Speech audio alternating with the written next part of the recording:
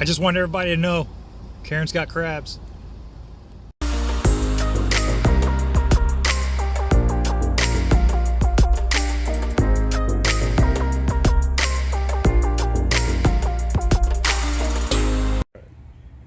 Alright, so today we're going to replace a water pump on a 2005 Mustang V6. So the first thing we're going to do is take off this intake.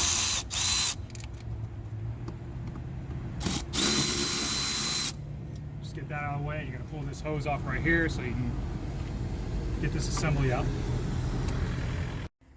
Alright, so one of the first things you want to do is go ahead and undo these 10mm bolts that hold in the pulley for the water pump, and it's best to have the belt still in there so that way there's still tension and it won't come out. So I'm just going to use a breaker bar with a 10mm socket.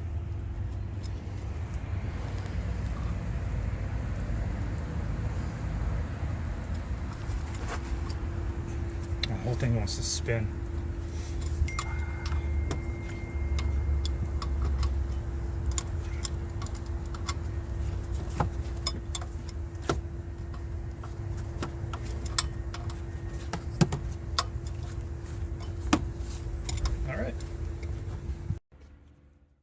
All right, so what we're going to do, there's going to be 12 8mm bolts around the water pump itself, which I'm going to use that 8mm socket with the breaker bar, and then I'm going to break them all loose or get them all out with the Milwaukee ratchet. So it's going to be a little tight space. Probably better off if I use a extension on it.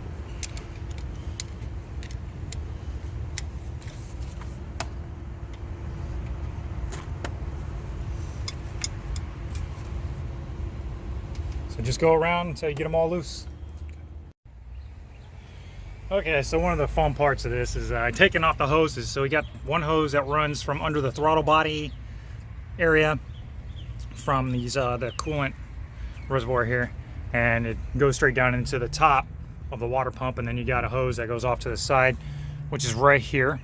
And be careful, everything will leak. As you can see, put a drain bucket down there, but it only did so much. And then we got one more hose that we need to take off right there. And that one's being kind of a bastard, so just gonna have to work it off a little bit more. Okay, the water pump is out. So there's 12 bolts you got to remove off of that. That's where it's going to go for the new one. And the clamps, it's these style clamps, which are a pain in the ass to take off. So since I'm doing this for my friend, he went to the store. He's going to go buy some of those clamps that you use to screw on, kind of like this style here. It's going to make life a lot easier instead of trying to get in these awkward places with those, like a set of pliers or vice grips or what have you.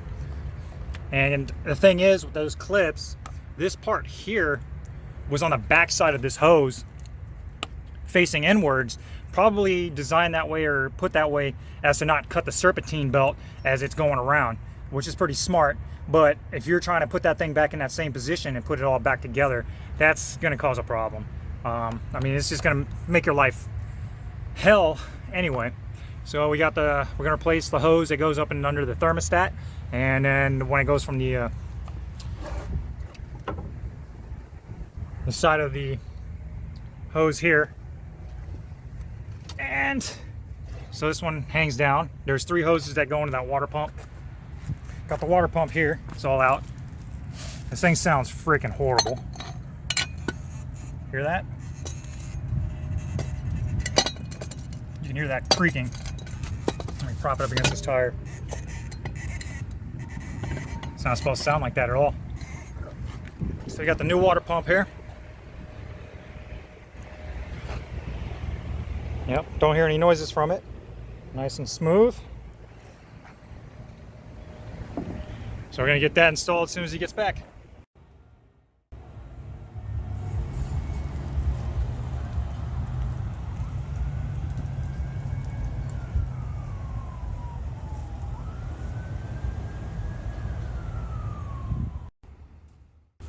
Well, this portion of the gasket looks pretty awkward. Or this side, your pick. Okay, so what we're gonna do first is just gonna lay and kind of an even bead all the way around. I'm just smear a little bit on here, just so that way the gasket will stick on easier and it will create a better seal. So I'm going to do it on this side, I'm going to lay that gasket down on top, and then I'm going to do the top side of the gasket, so that creates a better seal up against the block as well. One thing I'm going to do is I'm going to put some dielectric grease on the fittings for the hoses. That way you won't have a ass of a time putting it all back on. So just going to be a light glaze all over. I'm just going to do that to each hose connection, so that way it'll make your life easier.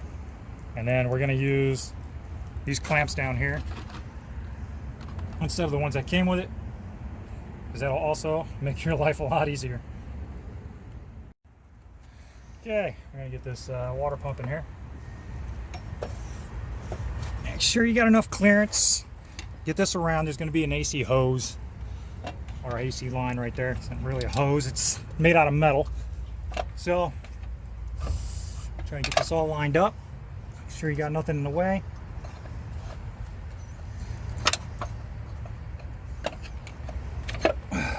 And then I'm going to just thread in a few bolts and tighten it down. All right, we got everything pretty much hooked up here. So there's 12 8mm bolts that's going to hold in the water pump, and then we're just using these kind of clamps here to hold in all the hoses, which we put dielectric grease around the ends of it, so that way the hose will slip on a lot easier. And you always want to make sure, pull on the hoses, make sure nothing's going to come loose. And now we're going to put the pulley in for the belt, which we're just going to finger tight these and just get them into place. So just try to get them all lined up and finger thread the bolts in there as much as you can. All right, we got everything back on there. Water pump's in. Water pump tension, or the pulley for that. The tensioner is going to be down in this area here, which you're just going to use a 3/8. Anything like a ratchet, or I recommend a breaker bar, but the breaker bar I had was too long. It wouldn't fit in there directly with all these hoses and everything in the way, and it was hitting the subframe on the bottom. But we got the belt back on, and I have to tighten these up because I only put those hand tight, and I wanted to put the belt back on so that way there's tension. So I can go ahead and just, well, see that still spinning. I'm gonna have to find another way to keep that from moving around, but you get the idea. All right, we got everything bundled back up. So pretty much what you're gonna use for this, there's only two sizes, 8mm and 10mm sockets. These are 8mm. You got 4 10mm on that pulley down there for the water pump itself. Then you have 12 8mm bolts for the water pump. So that's it. There's only two sizes that technically you're going to use, but of course there's going to be different tools that you're going to use. Like I was using regular ratchets, using my Milwaukee electric ratchet in some places where it could fit, and I also had to use a socket wrench for the tensioner pulley down there for the drive belt. So we got the belt back on there, but now we're into another snag.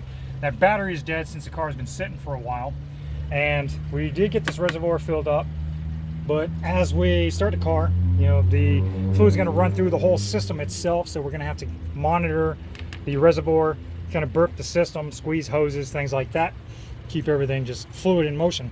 So we're going to head off to the store, we're going to get this battery checked, and hopefully they can give it enough charge to where we can start this vehicle so we can finish this up. All right, this concludes the water pump swap. Everything is back together, good to go, where the battery was dead. So we had to take the battery to get charged. I don't see anything leaking, nothing squirting. Everything looks like it's good to go here. So let's just hope nothing happens. All right, so thank you for watching. Hope this was educational. And this is Chemical Spore, out.